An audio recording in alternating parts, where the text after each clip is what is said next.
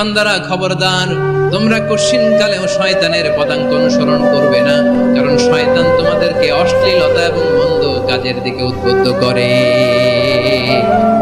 আমাদের কাজ হচ্ছে শয়তান আমাদেরকে যেদিকে নিতে চায় আমরা তার উল্টা দিকে যাব, ঠিক কিনা বলে?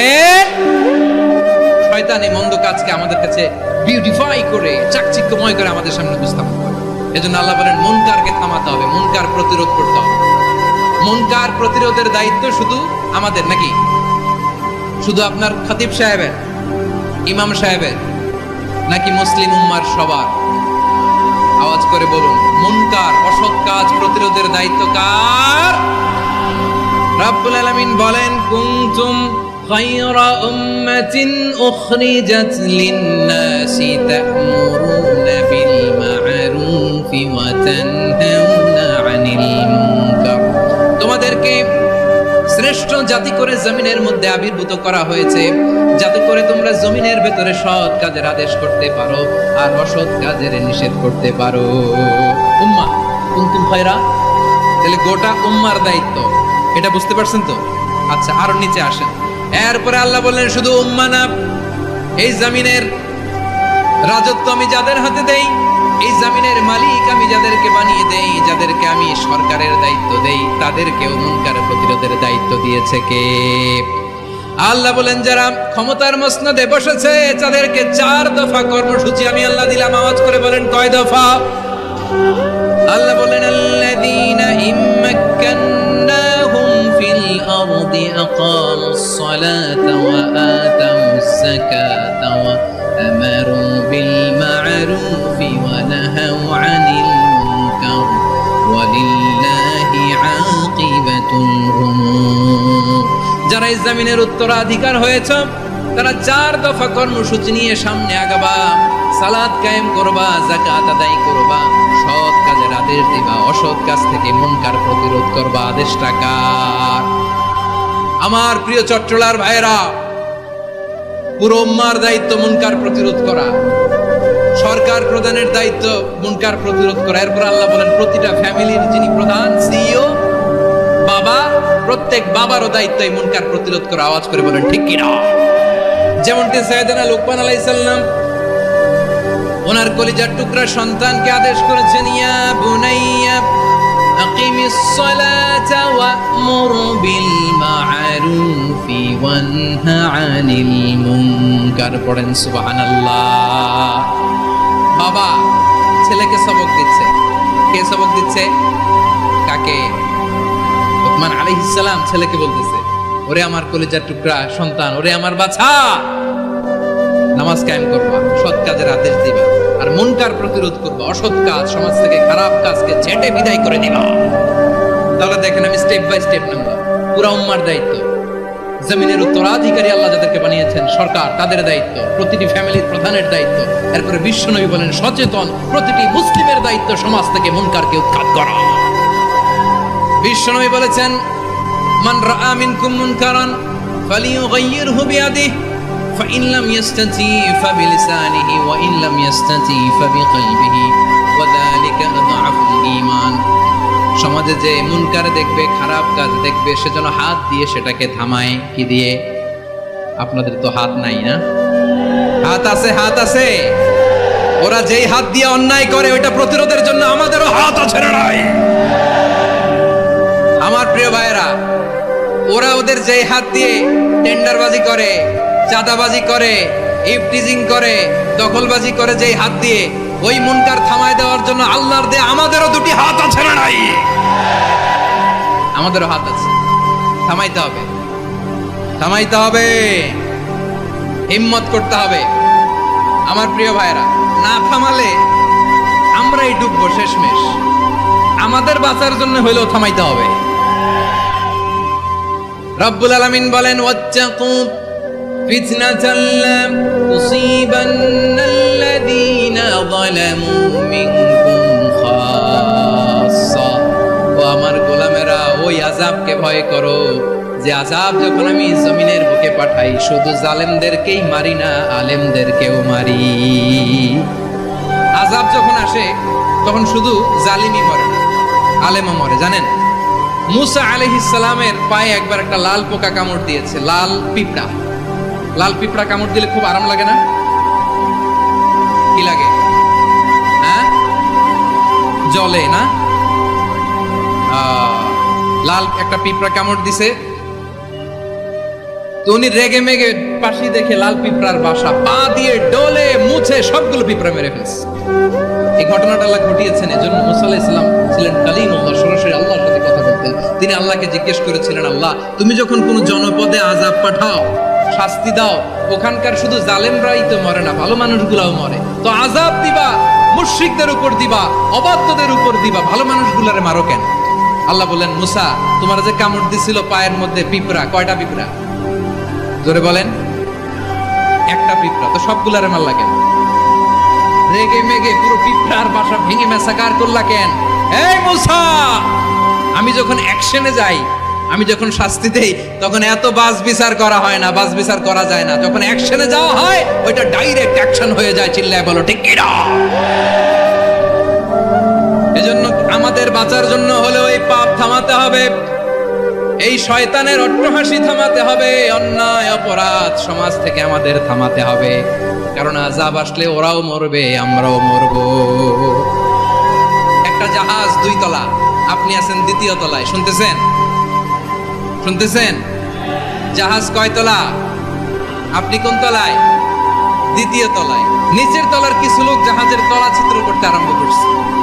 কি ছিদ্র করতেছে? আচ্ছা, জাহাজের তলা ছিদ্র করলে তলা দিয়ে কি ঢুকে? এখন আপনি যদি বলেন আমার কি, আমি তো 2 তলায়, আমার কি, আমি তো সেফ, আমি তো সেফ জোন, আমি তো ভালো আছি, আমি তো ভালো আছি, ওরা ছিদ্র করে ওরা মরবে, আসলে কি শুধু ওরা মরবে? নাকি তলা ফুটো হলে ভিতরে পানি ঢুকলে আপনারও শরীর সমাধি হবে? তলা দিয়ে যখন পানি ঢুকবে, জাহাজ ঢুকলে আপনিও মরবেন। এজন্য নিজে মরার আগে ওই পাগলগুলোর নিচতলায় যে থামাতে হবে। চিল্লায় বলেন ঠিক কি না? এজন্য আল্লাহ বললেন, মুনকার প্রতিরোধের দায়িত্ব সমাজের টপ টু বটম সবার। পুরম্মার দায়িত্ব, সরকার প্রধানের দায়িত্ব, প্রতিটি ফ্যামিলির প্রধান বাবার দায়িত্ব, বিশ্বনবী বললেন প্রতিটি সচেতন মুসলিমের দায়িত্ব। এজন্য মুনকার প্রতিরোধ করার দরকার আছে না নাই? সমাজে এই যে ইফটিজিং হয়, আপনার বোনের বয়সী একটা মেয়েকে কিছু বকাটে টিটকারি করে, এই বলে সেই বলে, নোংরা কথা বলে, রাস্তায় দেখেও আপনি পাশ দিয়ে না দেখার মতো চলে যান কেন? আপনি দাঁড়ান না কেন? আপনি দাঁড়ালেই তো থেমে যাবে, কারণ সত্যের যে শক্তি, তার সামনে মিথ্যা মুখ থুবড়ে পড়ে। আপনার সামনেও কিছুই না, নাথিং। আপনি দাঁড়ান, ওকে প্রশ্ন করেন যে আমার বোনকে তুমি ডিস্টার্ব করো কেন? আপনাকে দেখে আরো 5 জন দাঁড়াবে, 5 জনকে দেখে আরো 10 জন দাঁড়াবে। আমাদের নীরবতা আর আমাদের নিশ্চুপ থাকাই জালিমদেরকে আরো শক্তিশালী জালিম বানিয়েছে। এজন্য মুনকার প্রতিরোধের দায়িত্ব আমাদের সবার। টেন্ডারবাজি, চাঁদাবাজি, দুর্নীতি, অপরাধ, দখলদারিত্ব, মজুদদারি, এগুলো সব কিছু একসাথে প্রতিরোধ করতে হবে। ঠিক কিনা বলেন? একটা মানবিক সমাজ যদি চাই, প্রতিরোধ করতে হবে। প্রিয় ভাইয়েরা, আল্লাহর শপথ নিয়ে বলি, এই নাসিহাতগুলো সবার জন্য, সব দলের জন্য, সব মতের মানুষের জন্য। আমরা কোনো দলের প্রতি মানুষকে ডাকি না, আমরা ডাকি ইসলামের দিকে। সব দলের, সব মতের, সব মানুষদেরকে আমরা আহ্বান জানাই, আসুন আমরা একটা সুন্দর সমাজ বিনির্মাণ করি। এই যে নতুন বাংলাদেশের এক সুযোগ এসেছে, আর জীবনে হয়তো আসবে, সামনের 100 বছরে এই সময় আসবে না। আসুন দেশটাকে আমরা সাজাই, আসুন আমরা দুর্নীতি বন্ধ করি, আসুন আমরা চাঁদাবাজি বন্ধ করি, আসুন আমরা দখলদারিত্ব বন্ধ করি, আসুন আমরা এক দল আরেক দলকে নিশ্চিহ্ন করার যে রাজনীতি, এটা বন্ধ করি। সব দলের প্রতি আমার আহ্বান, যে কোনো দলে এই প্র্যাকটিসটা থাকার দরকার আছে না নাই? চাঁদাবাজদের সাথে আপনারা নিজেদেরকে মুক্ত ঘোষণা করবেন যে এরা আমার দলের কর্মী হতে পারে না। আমরা চাঁদাবাজ মুক্ত বাংলাদেশ চাই, জুলুম মুক্ত বাংলাদেশ চাই, ফ্যাসিজম মুক্ত বাংলাদেশ চাই, গুণ খুন খারাপি মুক্ত বাংলাদেশ চাই। আমরা নতুন ভোরের বাংলাদেশ চাই। ওই বাংলাদেশ পাওয়ার জন্য মুনকার প্রতিরোধে, অন্যায় প্রতিরোধে যদি বাঘের বাচ্চার মতো, আবু সাইদের মতো 2 হাত উঁচু করে, বুককে টান টান করে প্রসারিত করে দাঁড়াতে হয়, রাজি আছো মুসলমান? কারা কারা রাজি? আল্লাহকে হাত দেখিয়ে প্রতিজ্ঞা করো।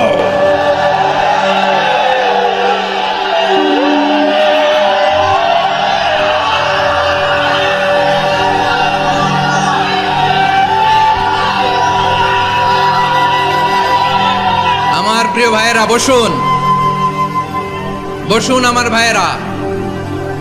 রাব্বুল আলামিন বলেন ওয়ায়ানহা আনিল ফাহশাই ওয়াল মুনকারি ওয়াল বাগি ইয়াইদুকুম লাআল্লাকুম তাযাক্কারুন। আল্লাহ বললেন আমি অশ্লীলতাকে নিষেধ করি, আমি সব ধরনের মন্দ কাজকে নিষিদ্ধ করি, সব শেষে আমি সীমা লঙ্ঘনকে তোমাদের জন্য নিষিদ্ধ করি।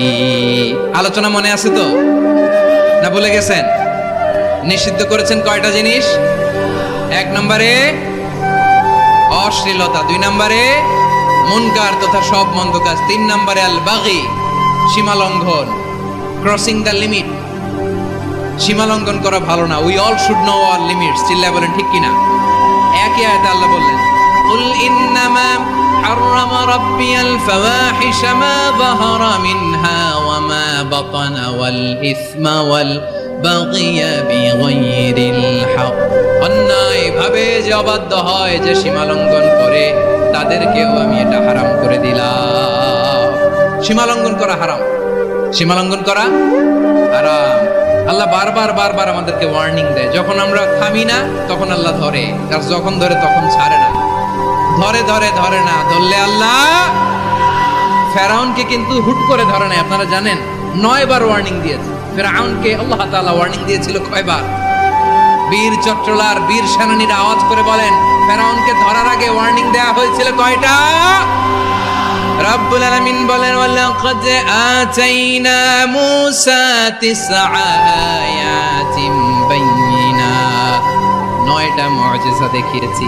1 2 3 বারবার এইভাবে রিমাইন্ডার, ওইভাবে রিমাইন্ডার, এইভাবে নসিহত, ওইভাবে দাওয়া। ফাকুলা লাহু কওলান লাইকিনা, নরম করে বলো, সফট করে বলো, যত ওয়ে হতে পারে দাওয়া মেথডোলজি।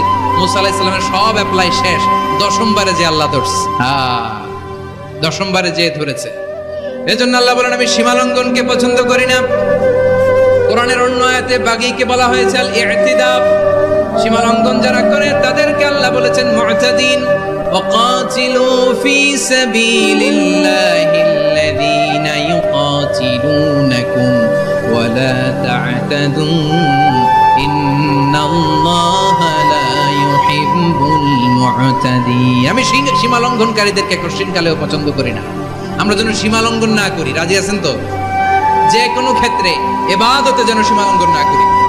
অনেকে আমরা ইবাদতে সীমা লঙ্ঘন করে ফেলি। বিশ্বনবী সাল্লাল্লাহু আলাইহি ওয়াসাল্লাম যেটা শিখিয়েছেন এর বাইরে যে অতিরিক্ত বুজুর্গ হতে চায়, এরকম আছে না নাই? করা যাবে না, কোনো ক্ষেত্রেই সীমা লঙ্ঘন করা যাবে, এমনকি যুদ্ধ ক্ষেত্রেও না। বিশ্বনবী সাল্লাল্লাহু আলাইহি ওয়াসাল্লাম বলেন খবরদার যুদ্ধ ক্ষেত্রেও সীমা লঙ্ঘন করো না।